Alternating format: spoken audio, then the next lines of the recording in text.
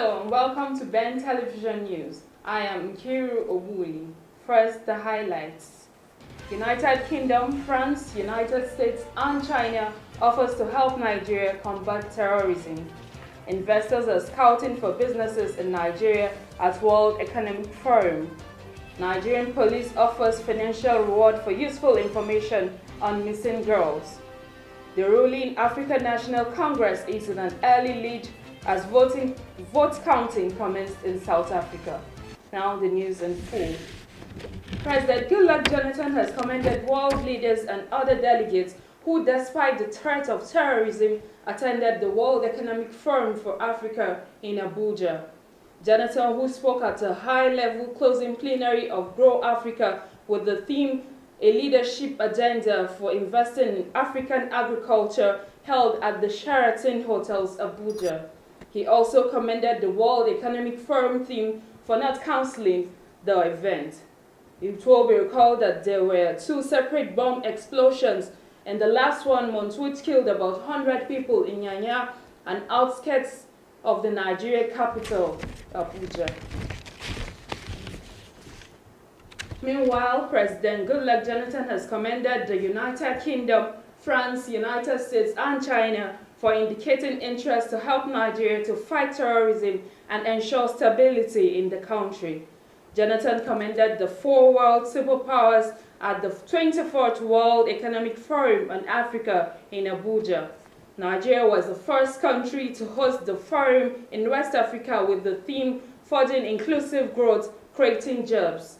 He said the presence of many participants at the forum indicated a sign that the fight against terrorism will be won. Social and commercial activities had been temporarily paralyzed in Abuja, the Nigeria Capital Territory, following the 3-day holiday declared by the federal government for the safety of delegates attending the World Economic Forum. The 3-day holiday is taking a toll on Abuja metropolis as most financial institutions and recreation centers did not open for operation, and security operatives took over all routes leading to the central district of the city and venue of the forum. Correspondent Muyiwa Bamidele has the details.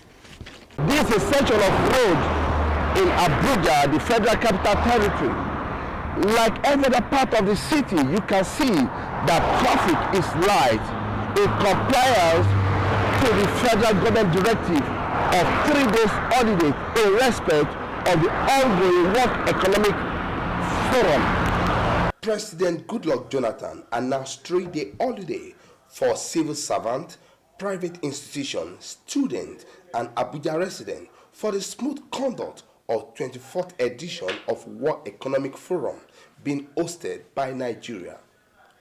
To this end, all major streets of Abuja metropolis were empty in line with the directive of the federal government. Also, traffic and light in other parts of the city as residents stay indoors. All government offices in the central district of the city were under lock and key as security operatives took over all the major routes in the capital city. Similarly, detachment of policemen and armed forces mounted roadblock at a strategic point across Abuja city, conducting stop and search of few vehicles in the metropolis. Meanwhile, Nigerian police has started counting the sources of its operation, saying the conduct of Abuja residents have been peaceful during the World Economic Forum. However, social and commercial activity are expected to resume next Monday in the Abuja Federal Capital Territory. It is hoped that it will not be too long when Nigeria will begin to reap the benefit of the World Economic Forum. Muyiwa Bamidele, reporting for Ben Television, Abuja, Nigeria.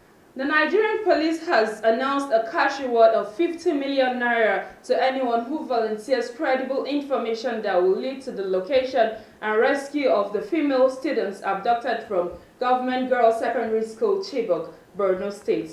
In a statement released from the Office of the First Public Relations Officer, CSP Frank Mba, the first urges all patriotic citizens with such useful information to contact the following numbers: While calling on the general public to be part of the solution to the present security challenges, the police high command also reassures all citizens any information given will be treated anonymously and with utmost confidentiality.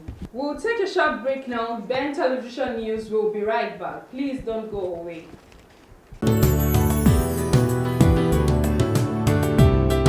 I am on the streets of Abuja, the Nigerian Federal Capital Territory. Just like any other nation, Nigeria is coping with various challenges, which include socio-economic issues, unemployment, and insecurity. As we are alive to review the first 100 years of our nation, so by the grace of God, with others, be alive to review what we have done during the time that we have the opportunity to be in the leadership of this country.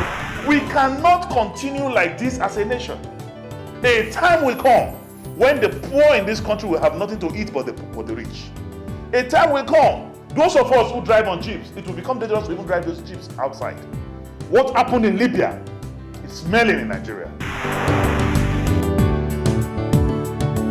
In a quest to provide solution to some of these challenges, here comes Project Nigeria.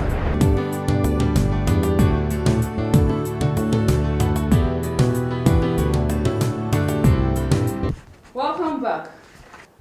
The Nigerian Northern Governors Forum has welcomed the U.S. government's offer of military assistance to Nigeria to locate and rescue the over 200 schoolgirls abducted in Chibok, Borno State. The chairman of the forum and governor of Niger State, Babangida Aliyu, expressed the forum's position at a meeting in Abuja between some select northern governors and the U.S. Agency for International Development, USAID Administrator Raja Shah. The forum's chairman thanked USAID for concentrating many of its programs in the north, especially the health sector and girl-child education. The Academic Staff Union of Universities, ASU, Lagos State University LASI chapter has accused the school management of smuggling the no vacancy, no promotion policy into the conditions of service.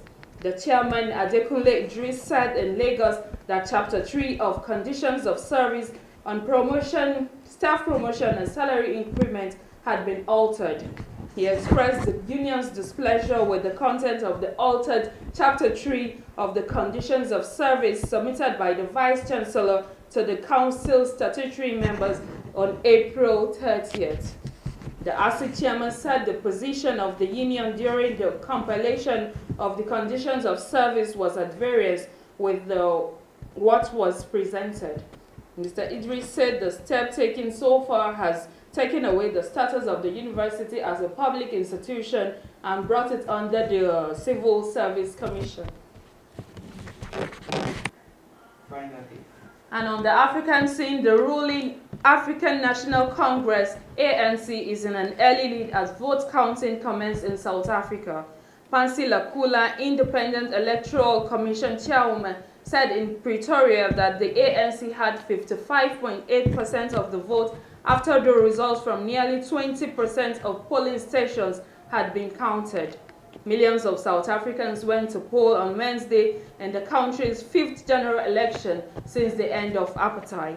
She said the ANC's nearest rival, the Democratic Alliance, held 31% of the vote as it looks to make more ground after polling 16.7% nationwide at the last general election in 2009. Lakula said that 95% of the voting stations managed to open in time and there were no major glitches. That's the much we can take on Ben Television News now. I am Nkiru Oguli. Many thanks for watching.